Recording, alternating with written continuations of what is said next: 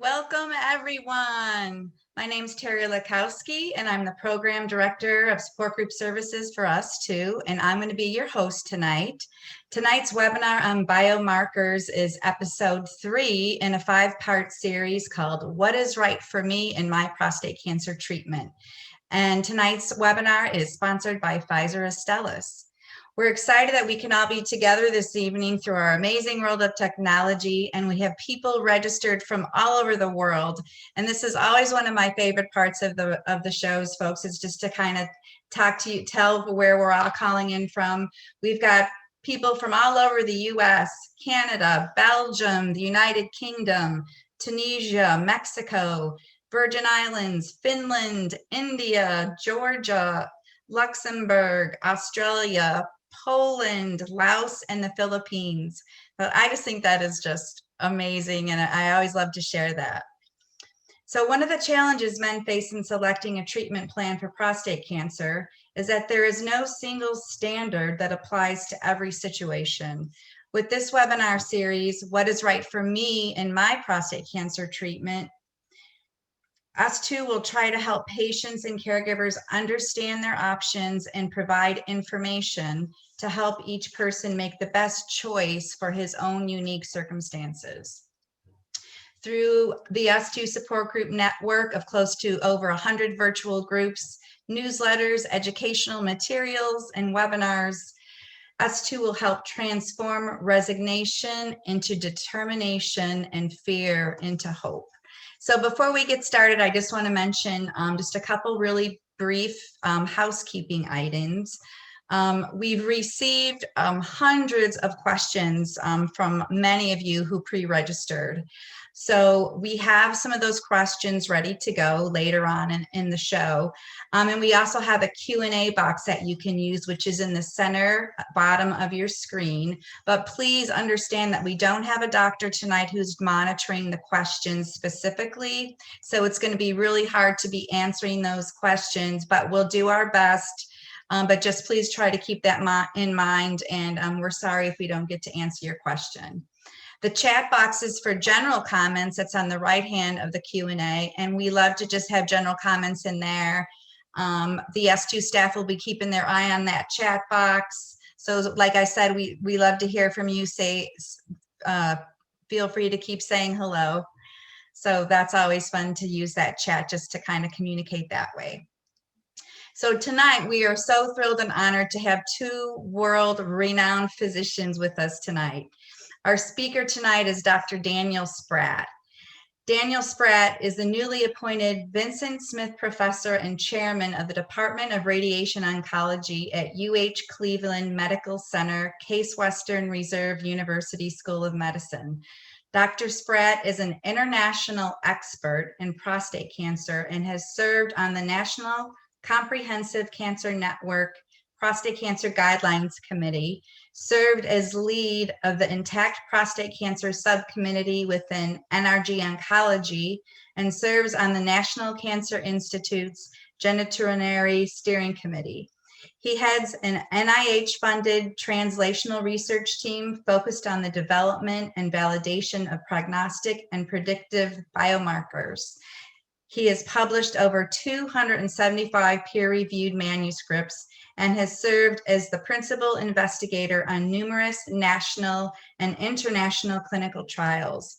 As chair, Dr. Spratt is focused on making the UH Seidman Cancer Center, Case Western, the preeminent cancer center for cancer care, education, and research.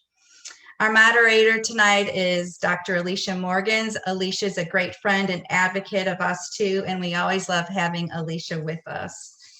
Alicia is an associate professor of medicine in the Division of Hematology, Oncology at the Northwestern University Feinberg School of Medicine in Chicago, Illinois.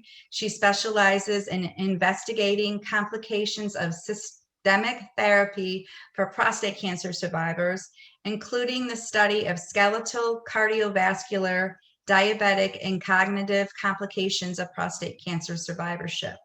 She also studies the way patients and their care teams make treatment decisions for metastatic prostate cancer. She has been awarded several Prostate Cancer Foundation grants to investigate the cognitive effects and quality of life effects of hormonal treatments in advanced prostate cancer, and she serves as a principal investigator for multiple therapeutic prostate cancer and bladder clinical trials at Northwestern.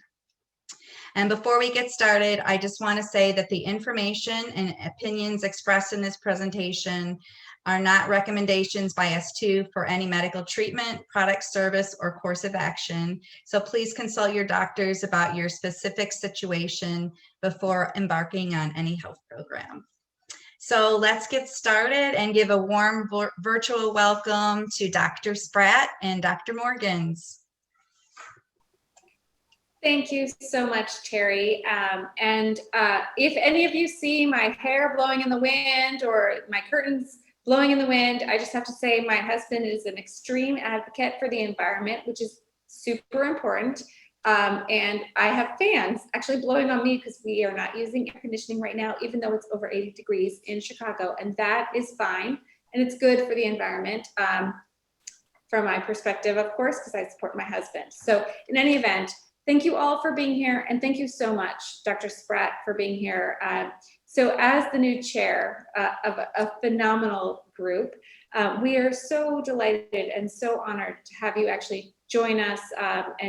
Of course, you've only been there for a short bit, but you're really transforming radiation oncology care and prostate cancer care in all of Ohio. So we appreciate your time and your dedication tonight. Thank you for being here, Dan. Thank you so much. It's truly an honor to be with you, Alicia, and really for this group. It's a tremendous honor to speak to you all and hopefully provide information that's useful for you or your families. Wonderful.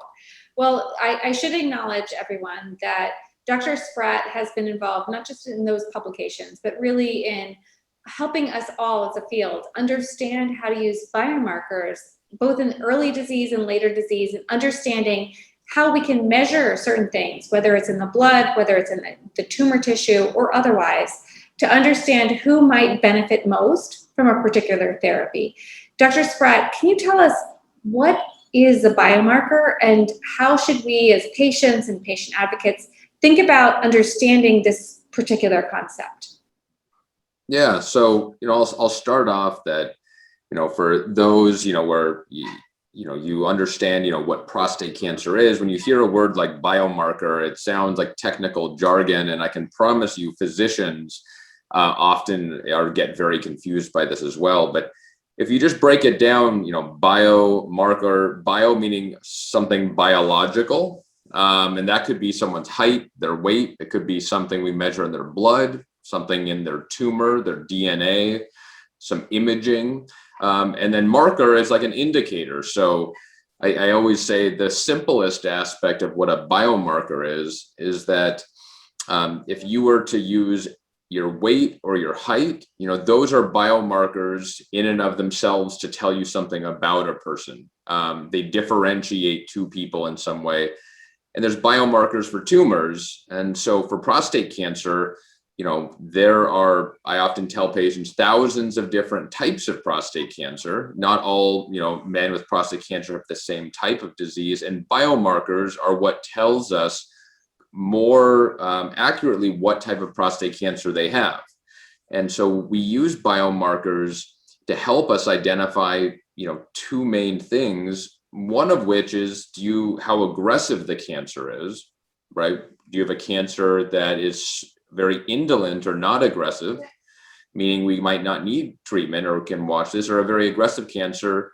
And then we'll get into a little later, there are some biomarkers that actually help us to tell us potentially what the exact or, really the right treatment for that patient is.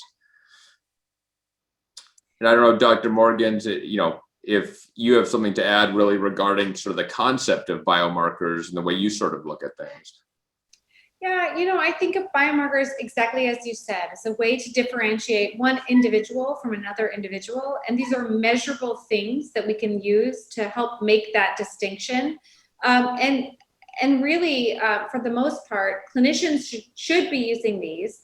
But at the same time, there are a lot of decisions that we make in cancer care that are not necessarily based on biomarkers. So we are really in the advent of a period in care for prostate cancer where we're able to use this newer technology, these newer opportunities to understand the heterogeneity or differences among patients with prostate cancer to help us make better decisions. Mm-hmm. And this is new for prostate cancer and something that's really, really exciting. So, the thing that Dr. Morgans was just sort of referencing is, so for prostate cancer, many of you may have heard the term Gleason score. So a lot, when the prostate cancer gets biopsied, you get a Gleason grade. And this is great. It gives us a lot of information, but I like to tell patients that system was created in the 1960s. And so although it's a very important system, gives us lots of information about your cancer, I think that we can do much better. And so there's sort of this new advent of looking deeper than just the way a cancer looks under a microscope. We use things that are related to the genetics of the cancer is what most physicians now, when you hear the term biomarker, that's really what we're talking about now is, molecular features or biological features of the tumor. So it's just sort of the new era of more accurate assessment. I totally agree. And just, I apologize if anyone's having difficulty hearing me. I did have a fan on in the background because, as I said, my husband is like super eco-friendly and this is, again, very good. I did have a fan on because it's super hot here. And if you hear birds chirping in the background, the windows are open. Sorry about that. But I turned the fan off, so hopefully you can hear me better. Please give your feedback in the chat. So Dr. Spratt, can you tell us a little bit about where we use biomarkers in prostate cancer? Do we use this in localized disease? Do we use it in sort of biochemical recurrent disease, which of course is a rising PSA? When we do scans, don't see anything, but it's after treatment with radiation or with prostatectomy. And we still, again, rising PSA, don't see anything. Or in metastatic disease, when do you use biomarkers and how do you think about that? Yeah, so I think there's, first and foremost, any test, right? I mean, there's very few things in this world that are free and biomarkers are not necessarily free. So you only really want to use a biomarker when it can help you make a treatment decision. And so there's many instances where there are treatment decisions that we're kind of uncertain about and they can help. So one of these is in localized prostate cancer, low risk disease, or some men with, we call it intermediate risk disease. Sometimes biomarkers can help us to determine, do we need to treat the patient with surgery or radiation, or can we do active surveillance? So that's a common use of them for men that are sort of on the border of which way they should go. Another emerging area that a lot of data is coming out for is men either getting upfront radiation therapy or for radiation after surgery, the use of hormone therapy to help guide the use of hormone therapy. So there's been some really nice studies that certain tests, one of them is called the Cypher Test, recently published, to help guide the use of hormone therapy. Because for any man on here that's taken it or knows someone, there are side effects to hormone therapy, but in some men, it can really help increase their cure rate and life expectancy, but we don't want to use it unnecessarily. And then sort of the other setting really you talked about is the metastatic or advanced disease space, where there's increasing amounts of evidence to use these tests. And probably now there's FDA approved drugs in the most advanced disease state of metastatic castration resistant disease, where we use something called DNA repair mutation status to guide the use of something called PARP inhibitors. So, that's really, I can talk about that, but Dr. Morgans is really, this is what she does every day. So I don't know if you want to talk more about how in the advanced disease state, biomarkers have sort of changed your practice in the past, really, it's just the past 6 months or so. Yeah, I think in general, biomarkers in advanced disease are things that we think about. Again, biomarkers can be lots of different things that we measure, but particularly when we think about Cypher testing and signatures that might suggest that we could have greater or lesser response to hormonal therapy, This is an area of active investigation and something that we hope to define, because I would love to not cause patients to have low testosterone in advanced disease if that's possible. But really, these early indications that certain cancers will not respond to hormonal therapy and others will, it's still very early. So something that we're very eager to understand. And interestingly and importantly, it seems that some of these signatures that suggest that certain hormonal intensification, and when I say hormonal intensification, I mean like decreased hormonal levels. So decreased testosterone signaling, these can be actually differentially applied in different disease settings. And this is why it's so complicated and important for us to figure out. If a certain signature implies that a tumor won't be responsive to ADT plus additional therapy in the localized setting or the adjuvant setting or even like the early recurrent setting, but it also suggests the opposite in the advanced disease setting, this is kind of complicated and something that we, I think, need to continue to investigate prospectively. So the Cypher test is giving us these signatures, but we as investigators are still trying to understand exactly what they mean in these different disease settings.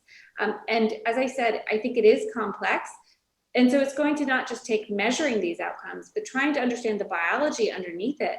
Why would a particular signature suggest response in earlier disease, but maybe worse outcomes in later disease? And of course, people are coming up with ideas, but understanding the molecular signaling pathways and understanding the biology underneath this is really what's going to help us make a difference in the end of the day and actually make decisions that are based in science, which is what's most important, I think, as we make these choices. Of course, understanding that patient preferences and their feelings, their experiences, and their side effects, of course, end up in these decision-making paradigms as well.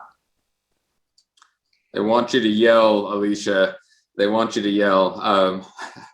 It's weird. I think half of you can hear her great, and half of you, my voice will always be double Alicia's. I speak way too loudly. I apologize. So I will maybe try to speak softer so that maybe everyone's volumes can go up. No, I think they're at their max and they still can't hear me. And believe me, my family tells me I'm always yelling. So that's crazy to me. Okay. But perhaps we'll just rely on you. So I will wait for signals from AV. And actually, AV team, if you want me to get headphones and speak into a microphone on my headset, please let me know. But in the meantime, I'd love to hear from you, Dr. Spratt. What biomarkers are ready for prime time? If we're thinking about incorporating them into decision-making, what are we thinking about?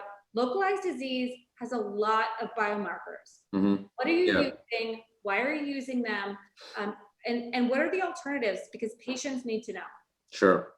So to kind of just get, really focused on real world patient care, what I do in my own clinic with patients is for patients that, like I said, if there are patients with, the technical name is called favorable intermediate risk disease. It's a disease, a little bit more aggressive than what's called low risk prostate cancer. Those are men I very commonly order biomarkers on.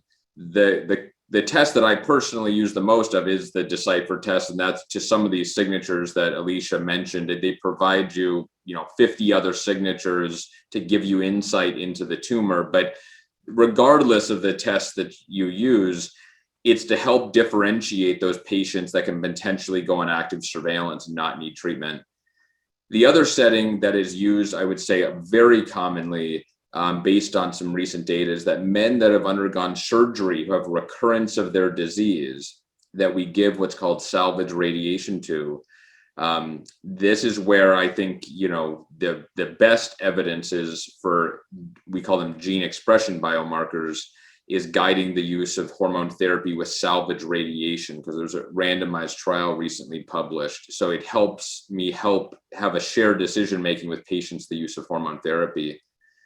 I think the other setting is something I in clinic don't do, but it's what I referenced, that now we have FDA approved therapies in advanced prostate cancer based upon not the gene expression, but the DNA of the tumor, the mutations. And so things like the BRCA1 and 2 genes It's the same type of genes that were altered in breast cancer and some other cancers, like Angelina Jolie had them for breast cancer. They're common in prostate. So there's now 2 drugs FDA approved in a family called PARP inhibitors that I think that is no question prime time.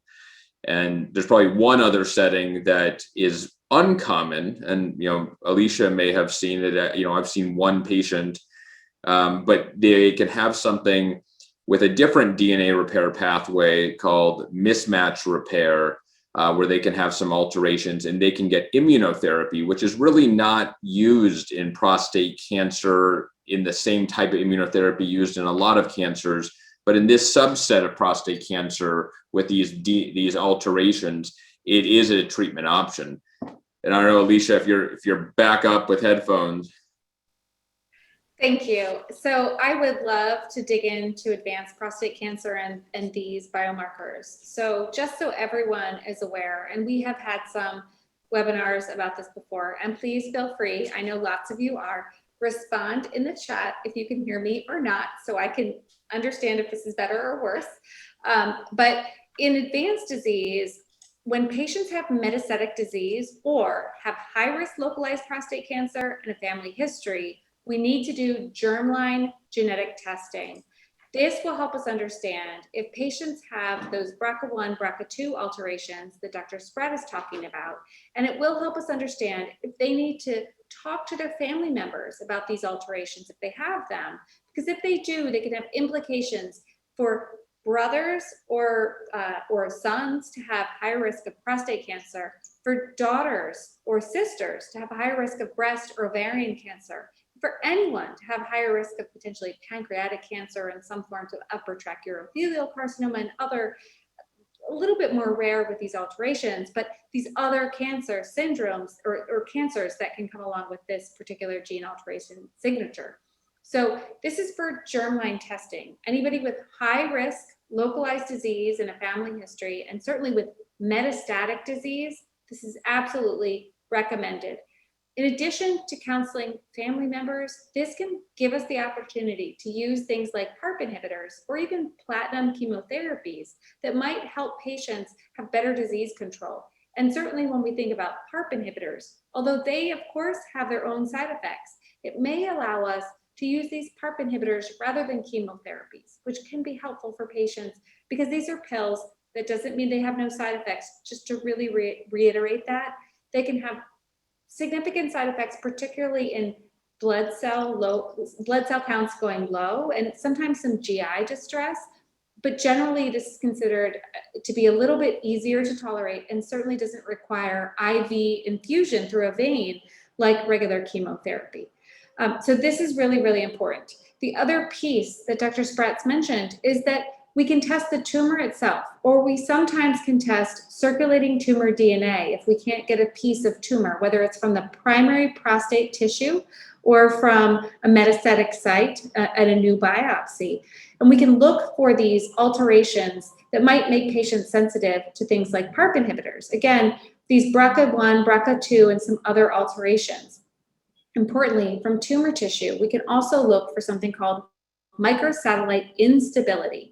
MSI high status, so a lot of microsatellite instability, and some genetic alterations that could put patients at risk for high microsatellite instability can actually give patients the opportunity to be treated with Pembrolizumab, which is a checkpoint inhibitor that is approved across all tumor types as long as patients have microsatellite high status. This again is tested from tumor tissue, which can be from the primary prostate, it can be from the metastatic site. Some circulating tumor DNA assays can look for this, but it's usually best tested in tissue. So at the end of the day, there are biomarkers that we can test for, both in localized disease to help us understand the risk that these diseases may, or this cancer may become metastatic or may become more aggressive. And then certainly there are biomarkers that we can test in advanced disease that can help us understand what the treatment implications might be and help us inform family members so that they can be ready and able to screen for their own cancers, whether they're men or women, because remember, sons, daughters, brothers, and sisters can have different cancer syndromes with the same alterations and same biomarkers. So Dan, what are your thoughts on these patients, especially patients with localized disease, but with family histories or with high-risk localized disease? How do you counsel patients in terms of undergoing germline testing, for example? Yeah, so, there's multiple categories and it gets really confusing. So just to take sort of one step back, when we talk about biomarkers and genetic testing, right? So there's testing the tumor, the tumor's biology, and then there's measuring the patient, right? Your germline, we call it. And so there is in prostate cancer, breast cancer, colon cancer, many cancers, something on the order of 10% plus or minus of cancers are actually hereditary, meaning like it's passed down in your family.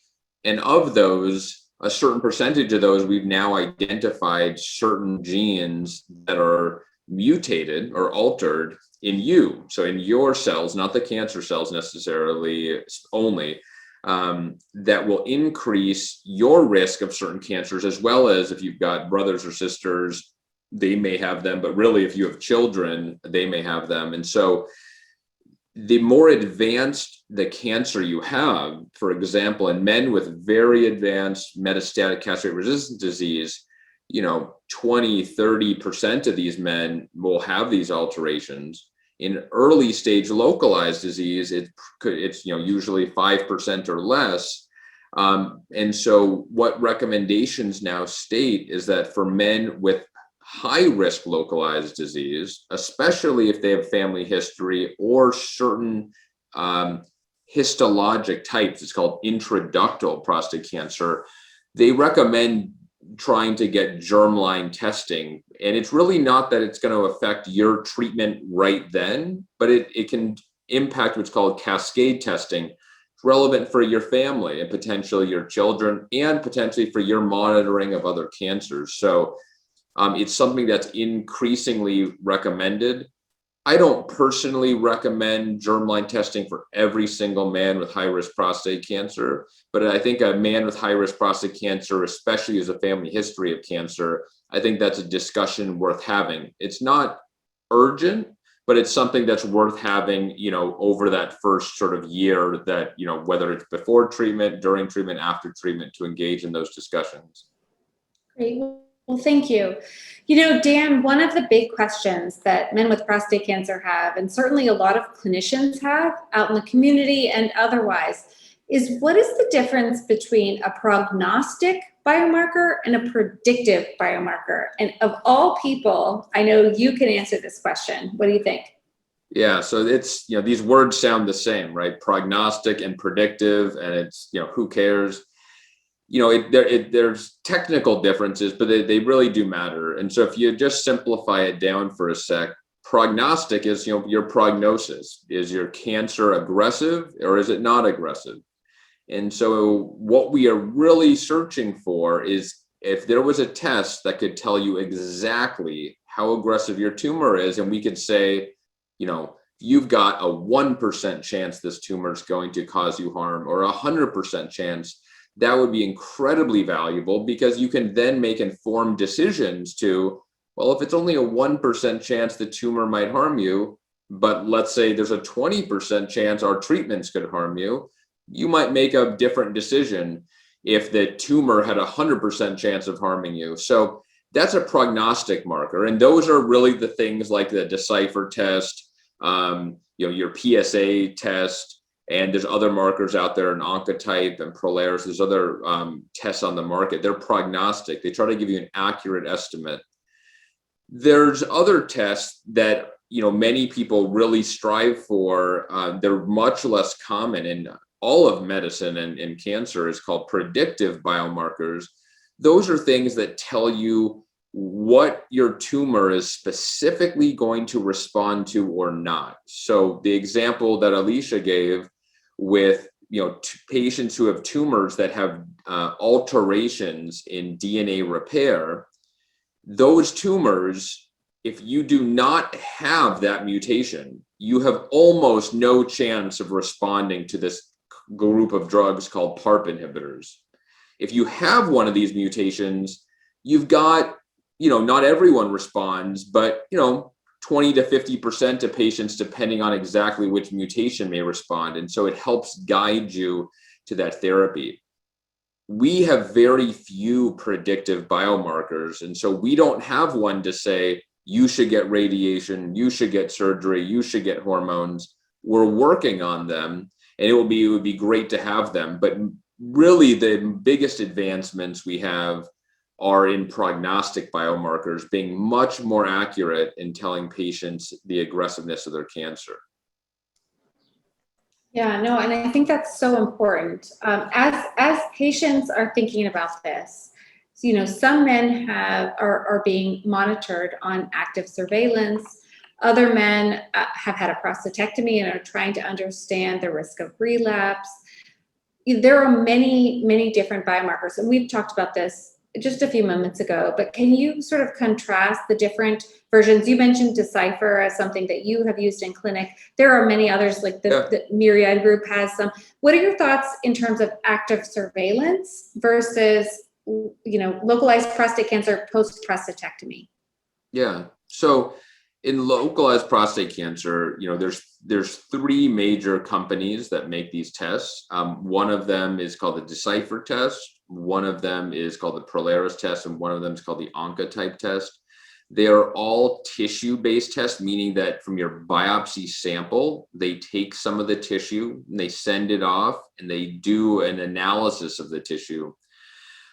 Each of the tests is there's a lot of technical differences in them, but what the goal of the test is to be more accurate in telling you, especially these men with low-risk disease, where they all sort of overlap, is your cancer going to be indolent, meaning it's slow growing, you should be on active surveillance, not get treatment right now, keep an eye on things, or is it likely to be an outlier and it's probably a little more aggressive, and either you need to monitor it more closely or potentially consider getting it treated.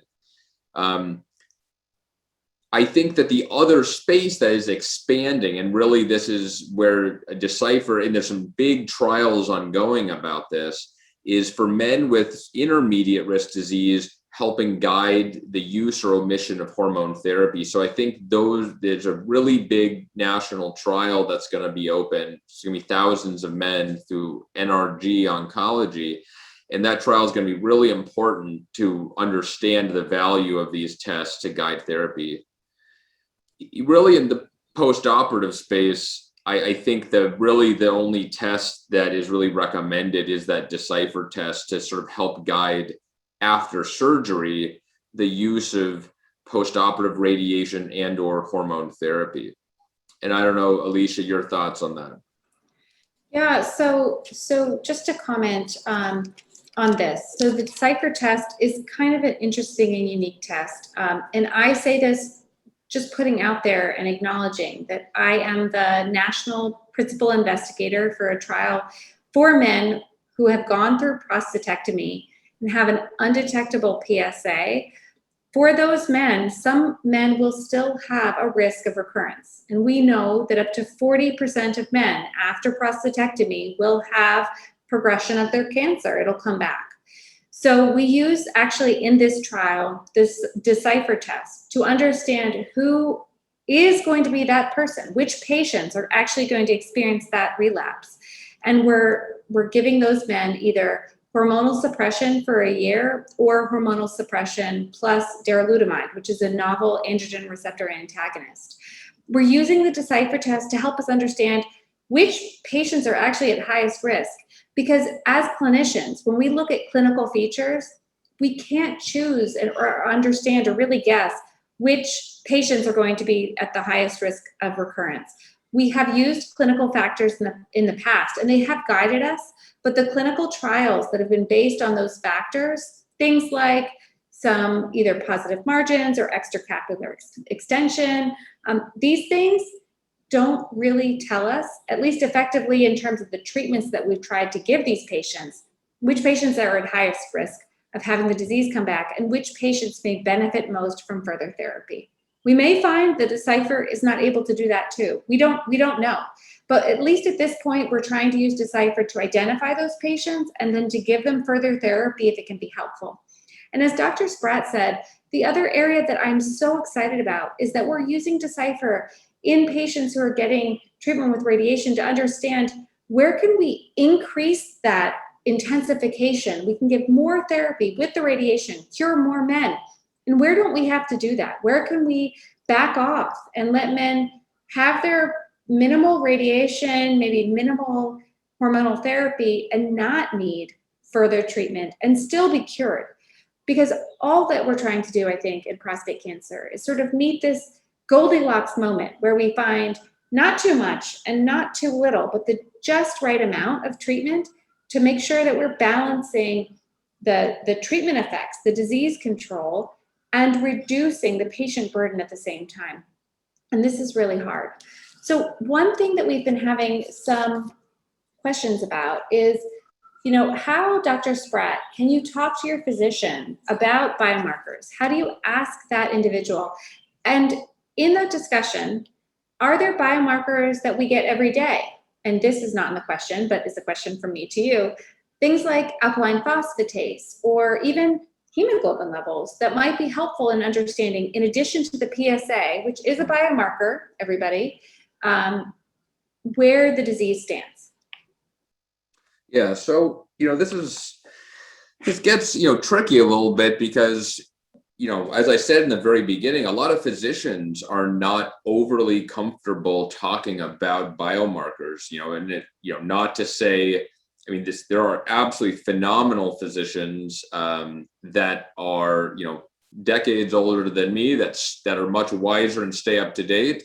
But right, there are generational differences, right? In that if there are sometimes people that feel that, you know, their physical exam and their rectal exam is better than an MRI scan, or, you know, these are things that happen in any profession. And so, you know, your physician may not know a lot about these biomarkers, or they may have preconceived notions. And so I think it's at first always good to just ask them about these tests and if there's some type of benefit that it could provide you.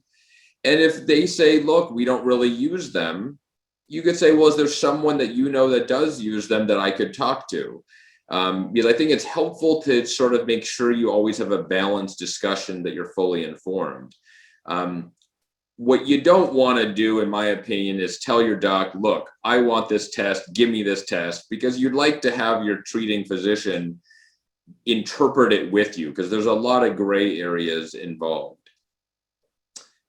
You know, the second part is, you know, what are other biomarkers? And yeah, anything, like I said, your age, your height, everything can be a biomarker. And so especially, you know, we do look at things, especially in more advanced disease settings, you know, when especially men who have metastatic prostate cancer, often it goes to their bone.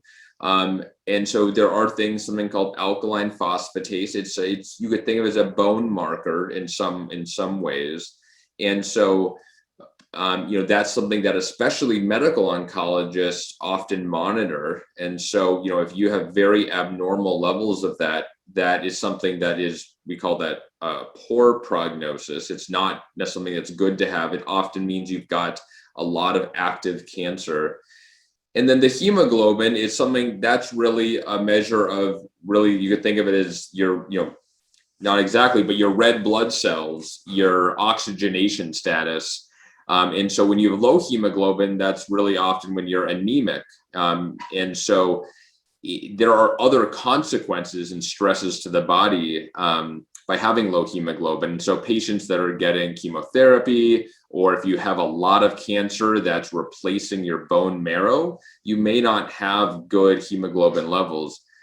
So these are things that your doctor, in addition to PSA or these tumor tests, that I think are, you know, very important to be checking. And they're actually very, you know, when you look at it, sometimes it's all, you know, we have these fancy tests and imaging. Sometimes these very simple tests like alkaline phosphatase and hemoglobin levels and PSA provide you a tremendous amount of information. But because they're not fancy, sometimes they don't get as much attention. I don't know, Alicia, your thoughts in clinic, you know, when you're seeing patients, how you look at these. Yeah, and I think this is a good opportunity to emphasize that biomarkers can be static So they can be measured at the time of a biopsy, or they could be measured at the time of prostatectomy, like the Cypher Test, and can give you a risk proposition at that time. But biomarkers can also be things that change over time. And those biomarkers are things like PSA.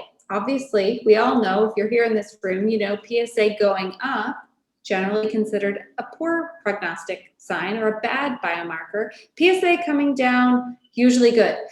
All that PSA tells us is that there are either more cells or they're more active if it's going up, or there are fewer cells, or the cells that are there are less active if it's going down.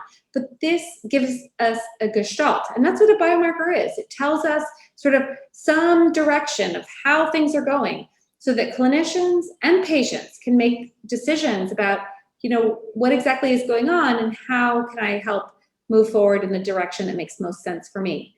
Things like alkaline phosphatase, which is a reflection of, in many cases, bone turnover or bone irritation, you could say, invasion of cancer into bone, causes alkaline phosphatase levels to go up.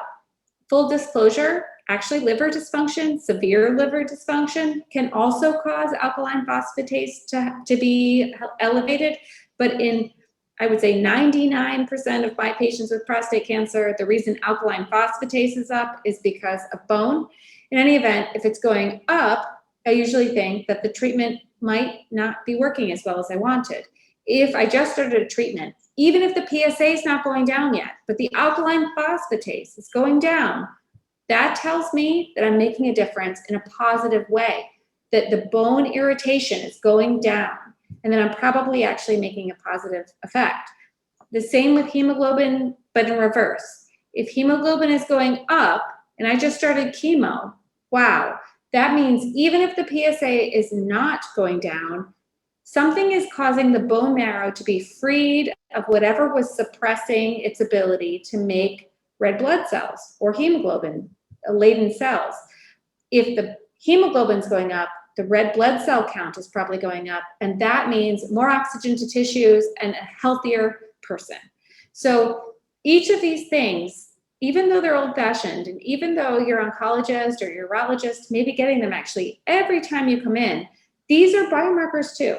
And I think are important for us to recognize, and even if we don't remember them as individuals, as patients, we can always talk to our clinicians about them, our physicians.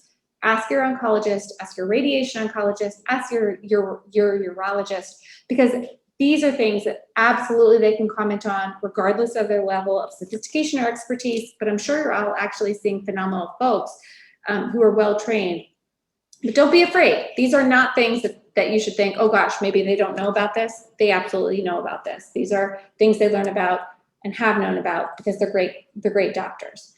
One thing that has come up in the chat that I wanted to talk to you about, Dr. Spratt, because it is newer, is imaging as a biomarker. And this is actually going to hit us all really hard in the next week and a half, because we're about to have potentially the approval of PYL-PSMA scans. So this particular tracer, a fluorine tracer, is coming out, is being potentially, I don't know, but I think maybe approved within about a week. And it may be a way for us to understand whether disease is taking off or being suppressed. So Dr. Spratt, can you tell us a little bit about the use of imaging as a biomarker and how you think about that and where you think it's going in the future? Yeah, absolutely. So, in prostate cancer for the longest time, we did ultrasounds, which I encourage all of you to go Google what an ultrasound picture looks like. It's like a fuzzy radar screen. X-rays, which again, like a chest X-ray, you can see things, it's not great. And we moved to CT scans and bone scans. Bone scans are really, it's sort of like a high res fuzzy radar screen.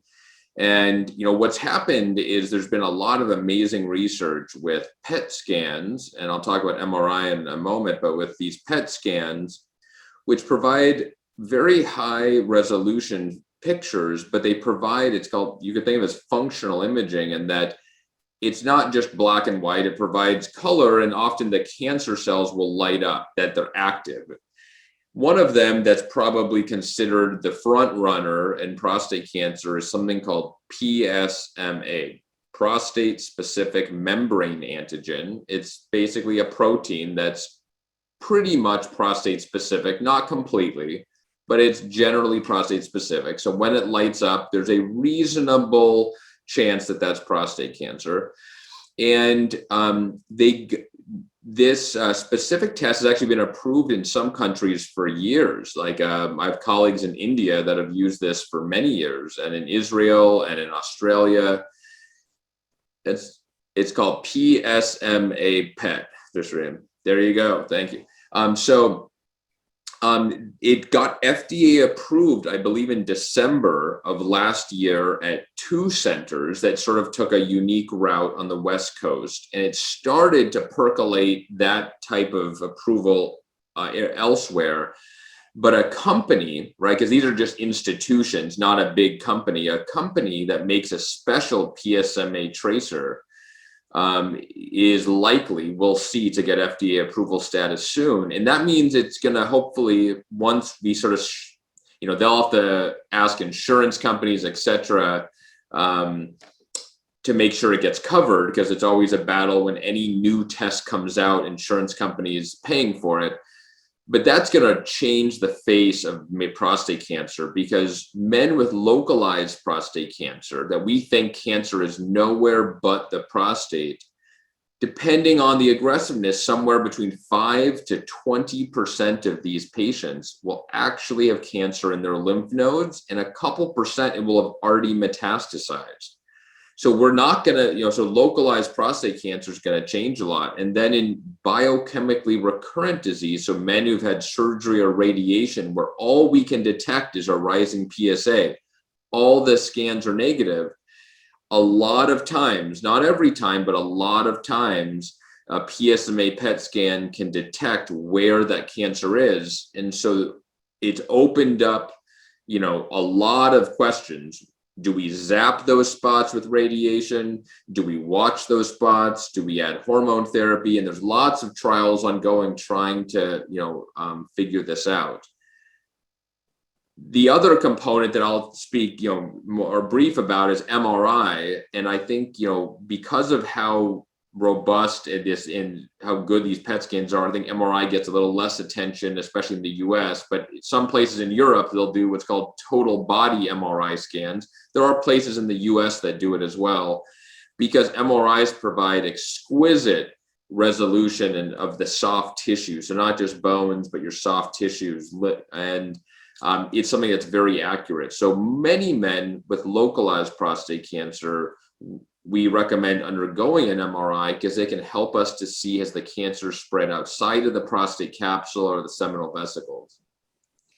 Yeah, absolutely agree. I think what's important to know too, for anyone who is dealing with advanced disease, biomarkers can not only help us predict the future, hopefully, if they're predictive biomarkers, which of course is the elusive and challenging thing about them, not all do.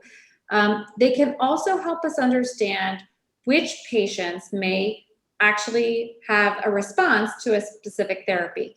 So biomarkers like measuring for a BRCA1 or BRCA2 alteration could help us understand if a patient will respond to a PARP inhibitor. Similarly, having PSMA positive cancer on a PET scan using a PYL PET or using a gallium PSMA PET.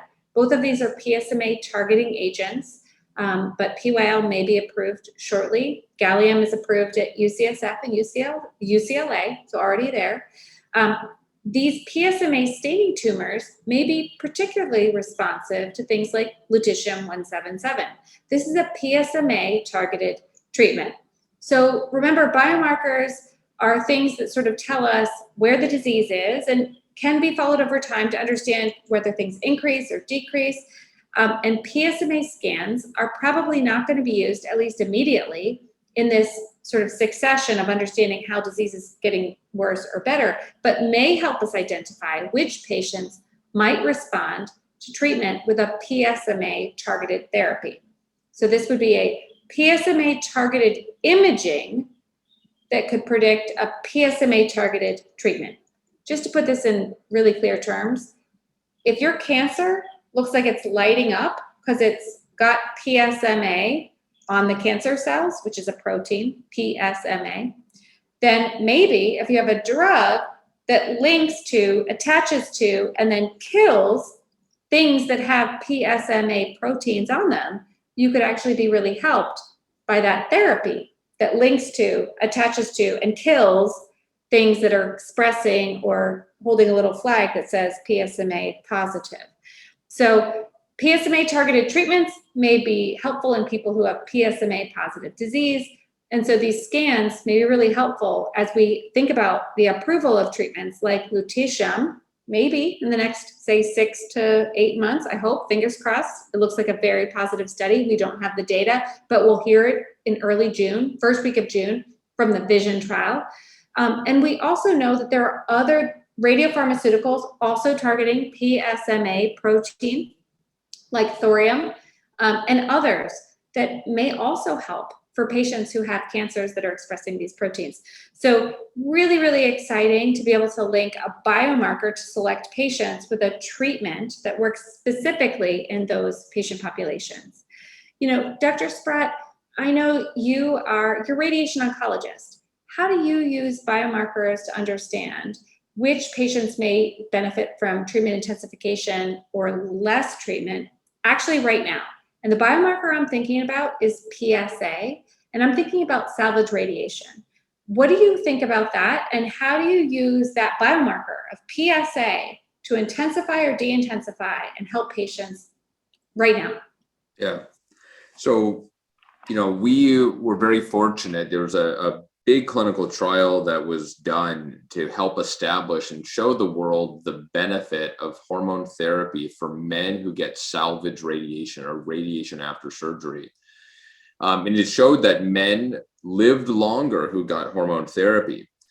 But when we looked closer at that clinical trial, what we found was that men who had low PSA levels, so what I mean by that is after surgery, you want your PSA to effectively be 0.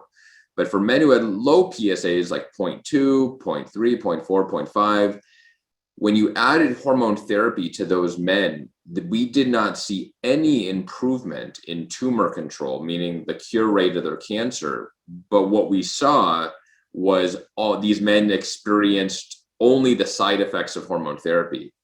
But men who had higher PSAs, you know, 0.6 or 1.0 or 2.0, these men who got hormone therapy had huge improvements in survival.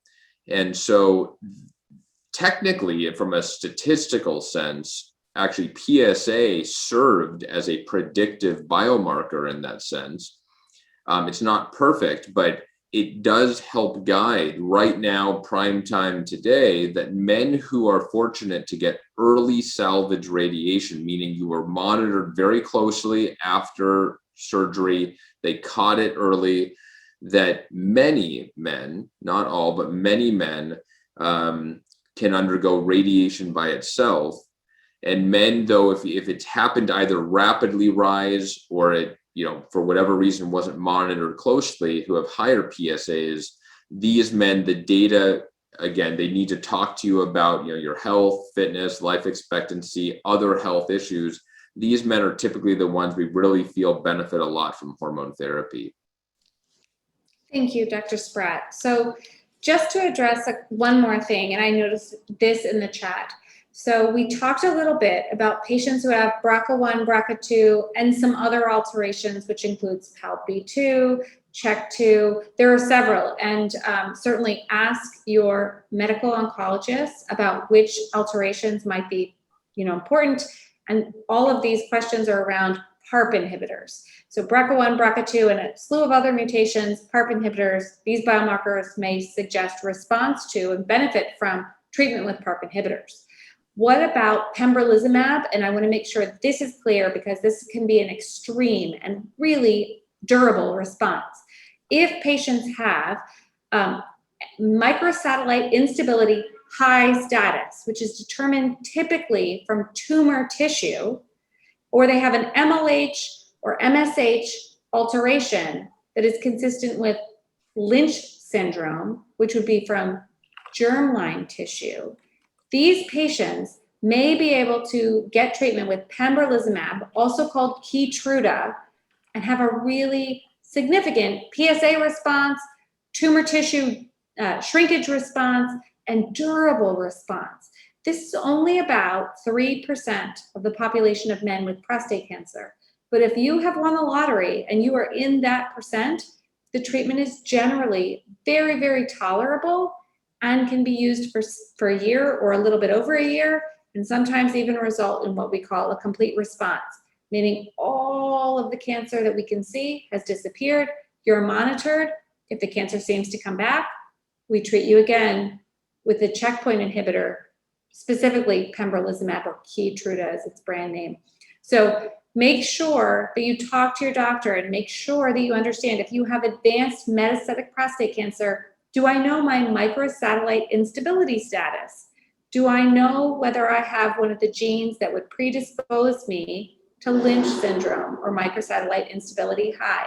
Because if you do, maybe this is a good option for you. So please make sure you take that little nugget home with you and talk to your oncologist. You know, Dr. Spratt, I think one of the things that can be hard, I just told everyone to talk to their oncologist about a particular biomarker and how to test for it, but that's not always easy. How do you talk to your radiation oncologist, your urologist, or your medical oncologist, or whoever it is that is your doctor helping you understand your prostate cancer? How do you talk to them about maybe looking in to specific genetic testing or biomarker testing that might make a difference for you or for your family in terms of further treatment? So, I mean, for those on this call, you know, you have the world expert Dr. Morgans on here, and you can say that you listened to a talk from Dr. Morgans and Dr. Spratt. Not everyone knows who we are, but I think there's plenty of people who do. But you can just say you were listening to a prostate cancer talk and you started reading or learning about this concept. And, you know, it's something commonly done and you'd like to learn more. As I always say, you know, if you've got a good doctor, they'll be able to tell you when they know or when they don't know something. And if they don't know something, just ask who they know that could give them that information. There are plenty of things I don't know, and I've got great colleagues, you know, here in Ohio and also around the country and world, and I will find them for my patients to answer those questions. So I'm not a medical oncologist. I would find a medical oncologist who could answer that. So I would just bring it up that, you know, you heard a wonderful talk about biomarkers and, you know, you'd like to understand more. And I think more and more urologists and radiation oncologists are familiar, at least to the point of understanding the type of biomarkers out there, even if they're not experts themselves, and can reach out to people, you know, and we, of course, you know, as though some of you I know on here are actually my patients or know me, is that please feel free. You can find me in my email, reach out. I'd be happy to help put you in touch with someone locally to help you out. Thank you, Dr. Spratt. Thank you for always being available. We will try to keep you protected a little bit so that you can take care of your family. They find me no matter what. It's my job. It's all good. It is your job. And you know what? Honestly, I know for you and for me, it's more than a job. Like it is literally who we are. It is our calling. It is what makes us get up in the morning. It is exceedingly rewarding in that way. So please do reach out to Dr. Spratt and to me. And what I would say too, when it comes to some questions that have been coming in, there are questions about the trials. So Dr. Spratt, which trial specifically helps you understand whether adding ADT in the setting of salvage radiation is going to be helpful or less helpful? Which trial is that? Yeah, so there's one trial that has been published and there's one that hopefully will result soon. So the trial that was recently just published is called RTOG 9601. And it was just published this year. And so I'll say it again, RTOG 9601. They ran the Decipher test. So that's an old trial, but they went back and analyzed the Decipher test. But there's a trial that we completed. It's called, and there's a whole bunch of numbers, but it's called NRG GU 006. That trial is completed last year, and hopefully in the next couple of years we'll have the result for that. And that's actually using the Decipher test, but a subset of those other signatures to see if we have a predictive biomarker to guide hormone therapy. So we'll wait for those results. Great, thank you. And just to make sure everyone's clear, I was talking earlier, and I so apologize for the sirens. I live relatively close to a fire station. I'm happy they're doing their job. Thank you for saving us, firemen. But Eradicate is the trial I was talking about in the post-prostatectomy space. So for men who have undergone a prostatectomy and have a Decipher test that shows that they have, even though they have an undetectable PSA, they have a high risk of having recurrent disease based on their Decipher test, that's called Eradicate. We're giving them extra treatment, and we're hoping that extra treatment will actually cure more men from prostate cancer. The guidance trial, as we've heard, is one that's using the Decipher test to sort of understand where can we intensify, where can we de-intensify. So there's a lot of interest. And this Decipher test is currently actually approved and covered by Medicare. So that's something that is also important to talk to your urologist about. If you had your surgery maybe 20 years ago, that is not necessarily something that would be relevant in your conversation. But if you had a prostatectomy in the last 6 to 12 months, it might be at least a question you could ask. Hey doc, can you tell me what is my score and where do I stand in terms of whether I'm at high risk or low risk? Because it might help you understand how frequently you should check your PSA, another biomarker, of course, or think about intermittent imaging to make sure you understand if the cancer starts to come back and how you should potentially move forward with treatment. So other than that, I wanted to make sure, are there any genetic germline tests that one could order themselves? What about things like color or 23andMe? What are your thoughts on those in both the localized high-risk setting and, of course, the advanced setting in terms of identifying potential germline, things you inherit, germline DNA alterations? Yeah, so, there's a lot of you have heard about direct-to-consumer testing. And so I think people will hear 23andMe or Ancestry.com or whatever these tests that they advertise. But there are specific tests. And, one of the ones that's most common is it's color. And I always tell my patients, I don't know how they got the website domain color.com. And that wasn't taken before. But if you go to color.com, there's a wealth of information about it. They assess numerous genes, and it's direct to consumer, meaning that I think it's about $250. They don't bill insurance. And there's a series of these genes that are known to be associated with cancer. They're called cancer-associated genes. And I would just say that it's fine, for you to order this yourself, but I would just make sure that they have genetic counselors through that company.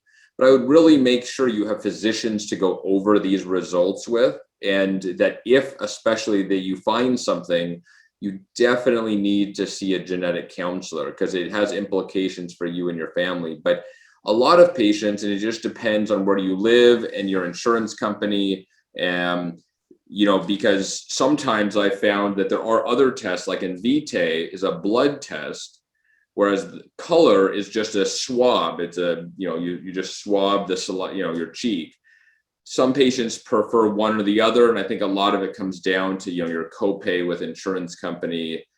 So I don't think there's really one company that's better than the other, but I do find color to be very convenient because you can do it at your home, read about it, you got the kit sent to your home, do the swab. But I try to keep your doctor in the loop so that you both can go over the results. And importantly, I think if your doctor doesn't have the resources, some of these companies, I think including Color, certainly including Invitae, they have chat bots.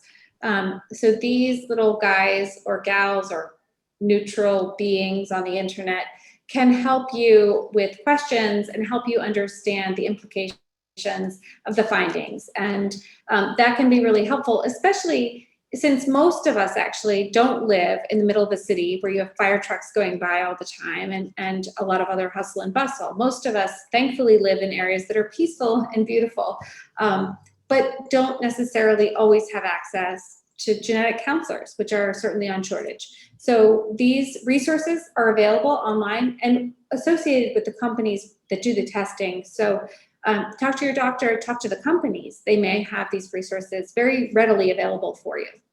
So let's kind of focus back on early stage disease. We did touch on this earlier a little bit, Dan, but one of the things that I definitely face and hear about in my clinic, although I don't see a lot of these patients, are that patients who are on active surveillance, and there are a number of patients, and hopefully this number is increasing over time as we identify patients who have lower risk prostate cancer, and rather than treating them with radiation or surgery, say, you know what, your cancer is so low risk that we can monitor you over time and only treat you when needed.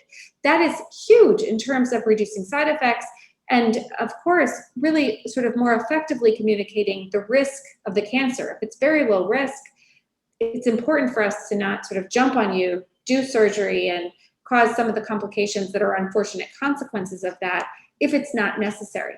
But one of the things that people wonder is if they have testing that suggests a BRCA2, for example, should they go on active surveillance? Or if they have other biomarker testing, you know, are there things that are red flags that maybe they shouldn't do active surveillance? What are your thoughts on that, Dr. Spratt?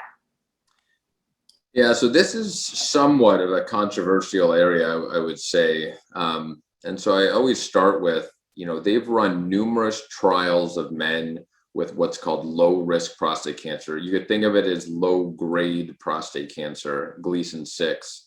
And these patients, when they're under an active surveillance protocol, and the key word there is active. So you get PSAs checked each year, typically a biopsy and or MRI is done every 1 to 3 years to keep an eye on things that it's staying Gleason 6. Less than 1% of those men will ever develop metastatic prostate cancer by 15 years later.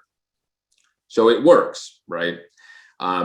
To contrast that, undergoing surgery, about 1 in 5 men will develop long-term leakage or incontinence, and about, you know, close to 50% of men will develop some component of erectile dysfunction. So we are very, you know, I think every society agrees that we should not treat these low-risk men with definitive therapy. However, not every man is the same. And some of these men, somewhere between 30 to 50% of men, will come off of active surveillance. So they started on it, but within a year, 2 years, 3 years, 4 years, they need to get treatment because their cancer got more aggressive. So some of these, so for example, the germline testing, like having a BRCA2 mutation, okay, that's a germline test that you could get. These patients, it's a little controversial because in one hand, we know overall patients do so well with active surveillance. Why would you treat them differently? But these patients do appear to potentially have a little bit more aggressive disease course. And so what I tell my patients is you need to have either a closer active surveillance monitoring, and what for me that means is a biopsy every single year versus our less intensive strategy is once every 3 years. Or if you really want to, you could consider treatment, but my preference is to do just a more, you know, closely monitored surveillance schedule. Because to be honest, even if you need treatment in 3 years, that's still 3 years where you don't have the risks of the side effects of treatment. So it's sort of delayed treatment, not no treatment. And that really goes for these other tests as well, whether that's, you know, these gene expression tests like the Decipher, Polaris tests. I don't know if it should tell you don't do surveillance, but I think it means you really need to keep a close eye on it. But there are studies ongoing to better look at this. And there's no question, and we've put out studies, the group out in California at UCSF has, that one of the strongest predictors of men coming off of surveillance and having biochemical recurrence after treatment are these gene expression tests.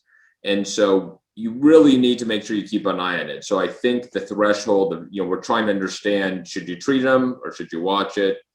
Much to be determined. And I don't know, Alicia, your thoughts on that from the BRCA2 stance. Yeah, I would just say that this is an area of active investigation. So, so whatever your team has devised is probably going to be more intensive than a normal active surveillance population if you have BRCA2. I think what we don't want as a field is to make assumptions that because you have BRCA2, we need to immediately do a prostatectomy. But I would say, to put it into context, you think about Angelina Jolie and many women with BRCA2, they're getting bilateral mastectomies and they're getting bilateral oophorectomies. So they're going all the way in the other direction. I mean, certainly at this point in time, we are not advocating for prostatectomy or prophylactic radiation, prophylactic prostatectomy or prophylactic radiation for people who just have the gene mutation. We're really trying to be as nuanced as possible to prevent side effects and complications from surgical or radiation procedures that are not necessary. But women have taken it very much in the very extreme opposite direction. So I think as a field, we need to continue to work. And as a community of prostate cancer survivors, we need you to continue to enroll in these trials so that we understand. Because if the right answer is prophylactic radiation to your prostate, first of all, we don't know that yet, and we don't think that's right, but maybe that's the answer for a certain subset of the population with a particular BRCA2 or signature of mutations in addition to BRCA2, then we need to learn that. And the only way we can learn is if you actually enroll in the trials. So please help us, because we're just trying to tell you the best information we have at the time, and clinical trials are the only way to do it. So that is really my thought. Patients with BRCA2, we do try to watch more closely, but we still want them to be on active surveillance because no one wants to undergo a treatment, even if it means taking an extra Tylenol a day for the rest of our lives. No one wants to do that if they don't have to. So thank you for these continued questions, guys. I do want to make sure we did have one clarifying question that was put out there. What is germline testing? And I want to make sure that we understand germline testing is either saliva-based testing, cheek swab testing, blood testing. There may be other modes of testing to understand what you as an individual have inherited from your parents, might pass on to your children, and might be present in your siblings. And these are things that are in every cell in our body. Somatic testing is testing that is specific to the tumor. It's looking at what's going on in this cancer, because cancers are a mix of what we are and then all of the mutations that they've developed on their own that make them into a cancer and may make them have the ability to grow, spread, or live forever. And no cell in our body should live forever. Cancer cells become what we call immortal. They're not susceptible to the normal timeline that the regular cells in our body are susceptible to, and that's why they can continue to live and grow and spread and cause trouble. So we have to understand, in that case, what are the genetic alterations? What is the DNA in that tumor that's giving it that ability that I might be able to target with some targeted treatments to really nip it in the bud and hopefully inactivate that thing from continuing to be immortal or cause trouble. But thank you for those continued questions. Dan, as we start to wrap up, are there questions that you get in your practice that you think, I wish I could just tell everyone this, because I answer this question on biomarkers and on risk assessment pretty regularly. Are there any questions that you face in your day-to-day that you want to sort of share with the group?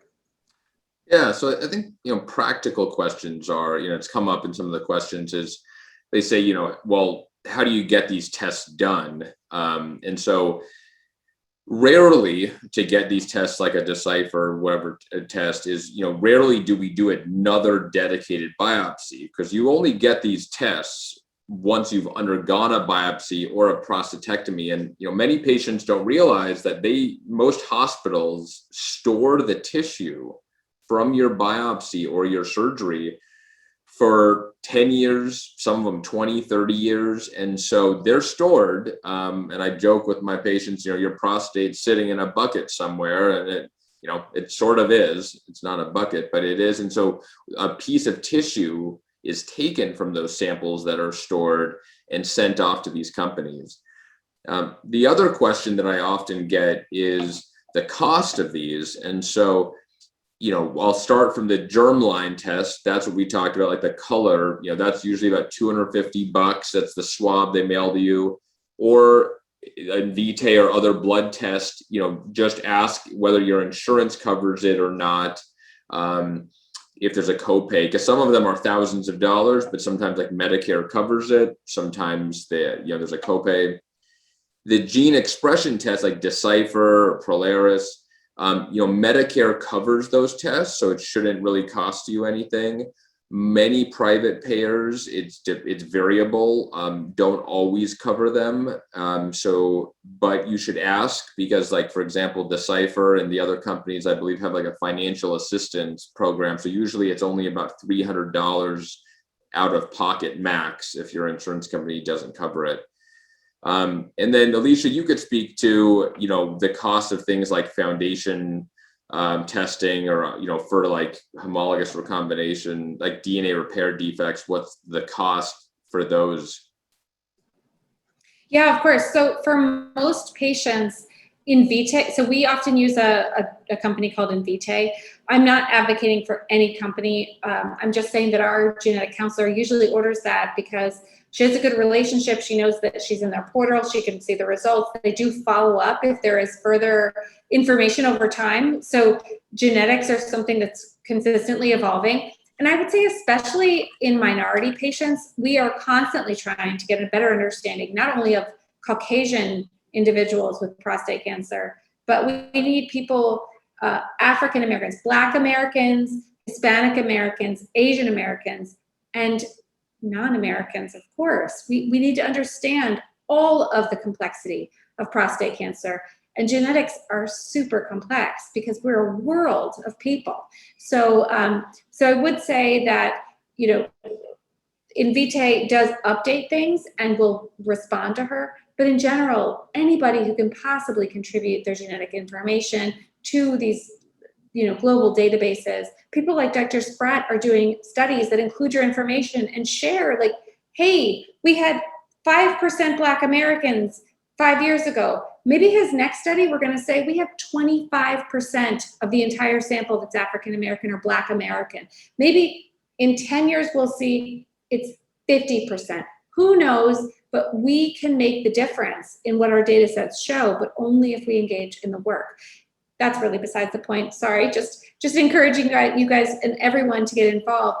But Invitae is something that it provides a database that can be used by researchers, by patients, and it's de-identified data. So your specific information, name, and anything identifying you as you is removed from that information.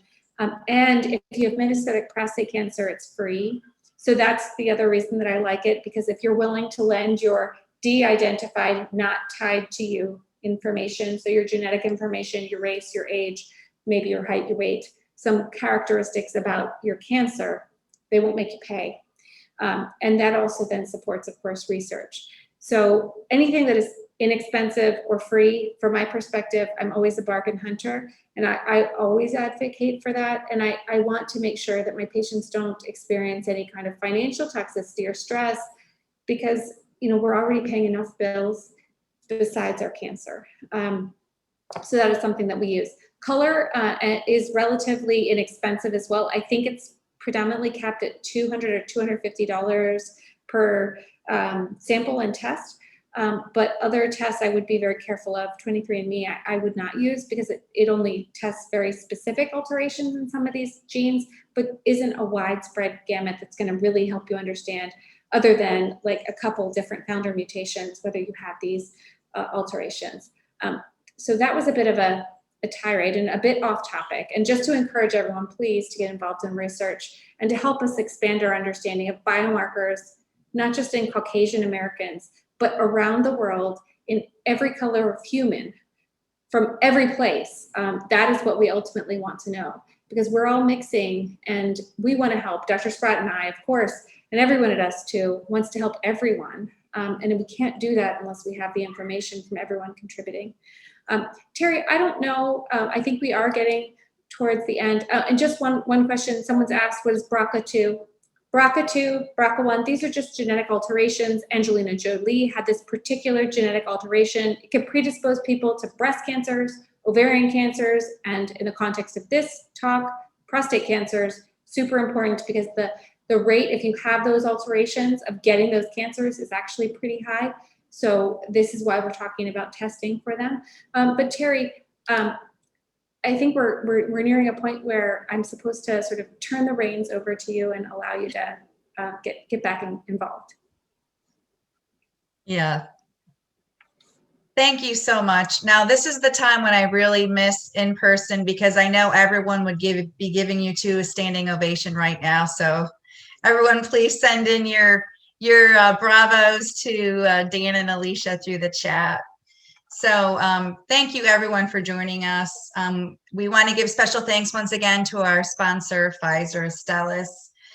Be sure to watch for that email that I mentioned. If you saw the email or the chat going, there will be a follow-up email coming out probably, hopefully, the very end of next week with the recording of this webinar. And then we'll also include some additional relevant materials on biomarkers that we have ready to go. We'll also include Dr. Spratt and Dr. Morgan's contact information, so how you guys can all contact them. Dr. Morgan's has graciously said that she will love to keep answering questions. So if you have a question that you still would like to have answered, please leave that in the Q&A. And please leave your email address with that, because it'll make it a little bit easier for us to get that answer back for you. Another exciting thing, because we did touch on genetics and genomics, is be sure to watch for our upcoming webinars. We have one coming up in June on imaging with Dr. Lawrence Klotz and Dr. Brian Helfand. And we're really excited to have Dr. Heather Chang coming back in July, talking on genetics and genomics, along with Dr. Brittany Seismaniak, actually from Northwestern. And I know she's works with Alicia, and they're great. We've worked with them together before. So thanks everyone. Let's see, that's really it. So thank you everyone for joining us. And again, thanks so much to Dr. Spratt and Dr. Morgans. You two are absolutely amazing. You consistently blow my mind. You two are superheroes, and we are so thankful for your dedication to us too, and to all the prostate cancer patients out there. So please stay safe and sound, everybody, and have a really good night. Thanks so much.